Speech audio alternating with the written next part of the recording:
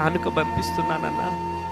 అన్న ఈ కానుక ఆ మీటింగ్ కన్నా అక్కడ తల్లిదండ్రులు లేని చెల్లెళ్ళు వస్తారనన్నా. అలాంటి చెల్లెళ్ళు నీ మాటలు వినాలన్నా. నాకెవ్వరు లేరనుకున్నా అన్న, నేను చచ్చిపోవాలనుకున్నా అన్న. కానీ నీ వాక్యం విని నేను బతికినా అన్న. నీ వాక్యం విని నేను బతికినా అన్న. ఏం దిక్కు లేరన్నా నాకు. నువ్వు వాక్యం చెప్తుంటే నేను బతికినా అన్న. లేకపోతే నేను చచ్చిపోయేదాన్న. ఈరోజు నేను ఈ బతికి ఈ పెన్షన్ తీసుకున్నానంటే నీ వాక్యం వినడం ద్వారానే అన్న. అక్కడ లక్షల మంది వాక్యం వినాలన్నా. నాలాంటి చెల్లెలు కూడా వాక్యం వినాలన్నా.